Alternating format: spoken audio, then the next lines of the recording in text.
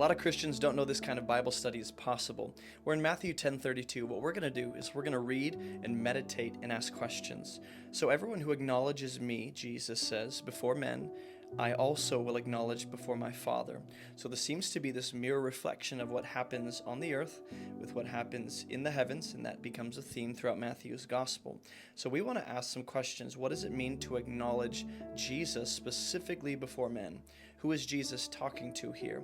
He doesn't directly say you, he says everyone to make a general statement. Either this is just about literally everyone across time, or a specific people within a specific season of human history, or maybe a specific nation. Everyone might be qualified by the surrounding context, is what I'm saying. So we should be asking what it means to acknowledge before men for these people that he has in mind.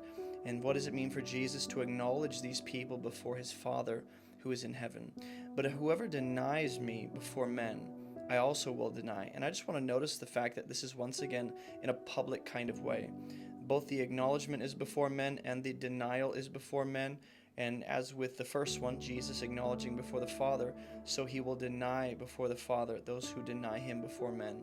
So we should be asking again, what does it mean to deny Jesus? Now, before you run to a Greek lexicon and just look at the immediate definition or the semantic range of this word, it's helpful just to read the context. And the rest of Matthew 10 actually gives us more clarity on what it means to deny and what it means to acknowledge Jesus.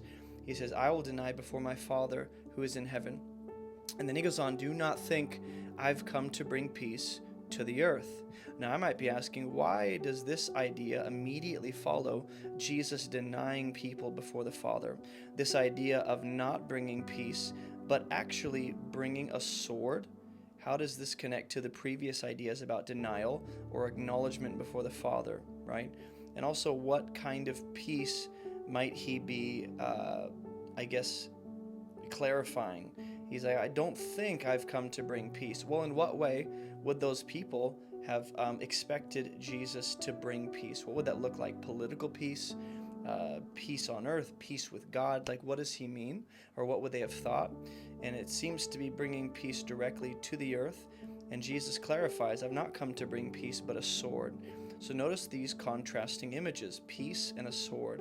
What is it about a sword that Jesus is highlighting, right?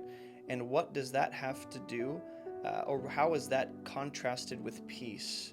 And why does Jesus clarify right after saying, I'm going to deny people before my Father if they deny me before men? Why does he follow that up with clarifying, I haven't come to bring peace but a sword? How does this clarify or elaborate on the previous section?